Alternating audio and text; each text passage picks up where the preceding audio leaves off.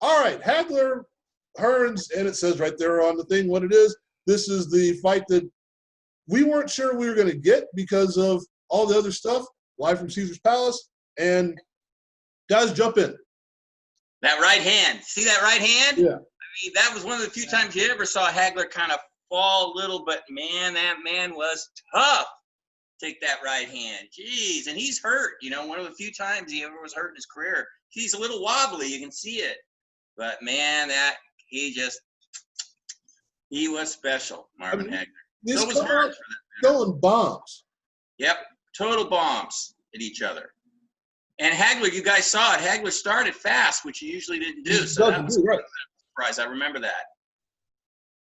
No doubt. I think part of it, too, is really amazing when you think about the first round of this fight, that there were a record 95 power punches thrown. And that was a set a record. And the fact that both of those guys launched they were on 60% of their punches that they landed. And you think about Thomas Hearns, about winning or losing this fight, that he broke his hand in the first round. When you break your hand in the first round, it says, I gave everything that I had, and if my hand was right and I could have been healthy, maybe I had a chance. But It's a lot of what ifs. It's the same thing if he could have had more stamina, he could possibly beat Sugar Ray Leonard. It was a hell of a fight when you look at that from the standpoint. They were throwing bombs again. 95 power punches landed in the first round between these two. Look at you doing research. How about that? So we do, baby. So we do. Well, the thing that caught me when I looked at this briefly when I was starting to record it, look at Richard Steele.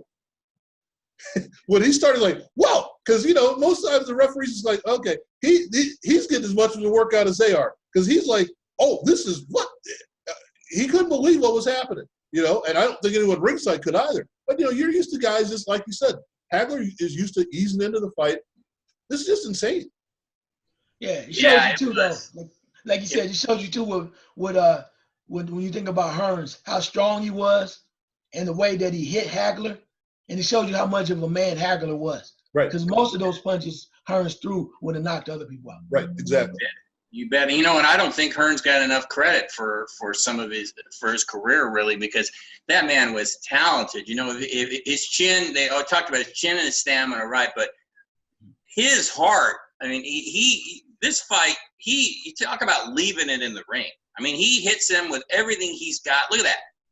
And he's staggered a little bit, but I would think that you would never be laying there, 20 years later going, I didn't give it my best shot. I mean, he gave it everything he had. And look at Hagler looking at it right there like, holy moly. So, I mean, that's what made this. This is like the classic brawl between two really, really good fighters. Can you think of another first round with that much action? I mean, off the top of your head. Not that much. Not that much. If anything, the first round I would have to say, even though it was kind of one-sided, is Pacquiao Marquez. Okay, well, there. I knew you were going to go there, and I was thinking that much action from both fighters, I guess is what I was looking at. Yeah, okay. Oh, yeah. Yeah, because that's, I mean, both, and we talk about Hearns' chin. Well, Hearns' chin was suspect because he kept getting hit.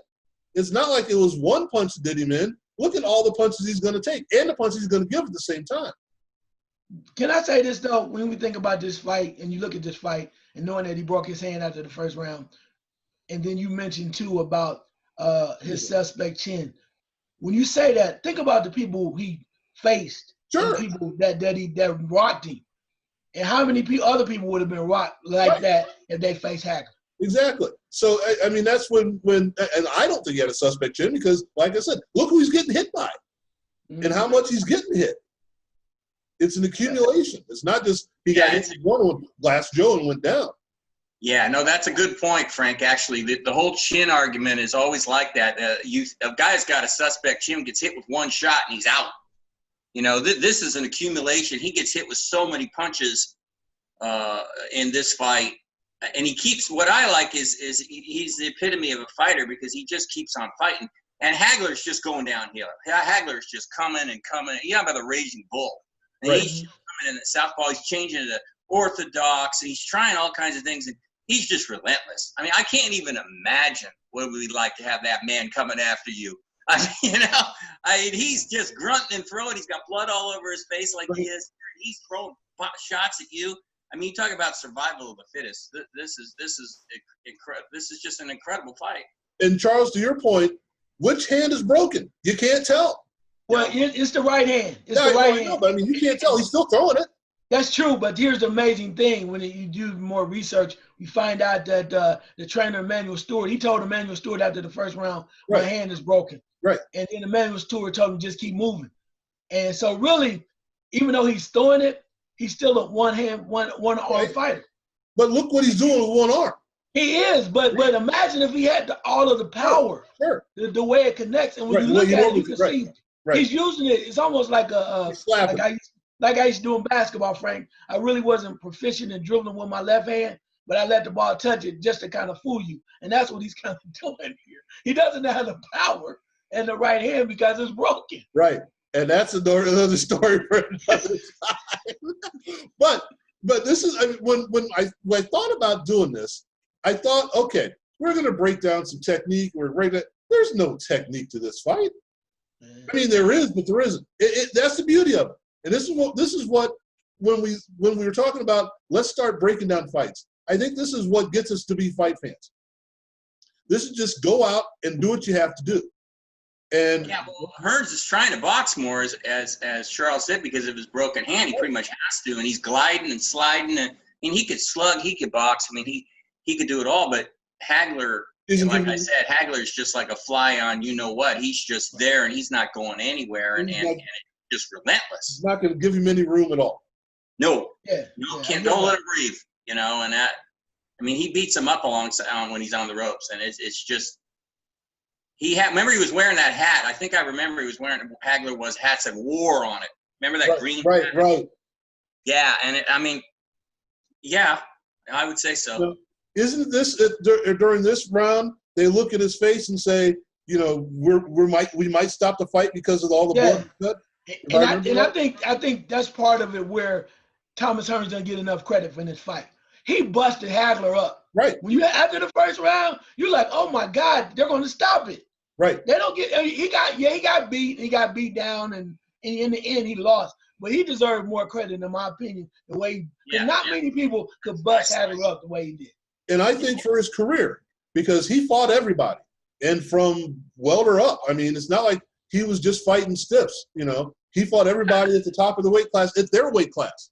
That's what I said at the beginning, guys, is that I don't think Hearns has ever really got a lot of credit for his career. I mean, he's got credit, he's Hall of Famer and all that, but he isn't spoken of as in awe of. I mean, these are just two great fighters. I think this round, if I remember, I'm not sure that the referee, Richard Steele, takes Hagler over and the doctor checks his cuts. Okay, I think so. I'm not.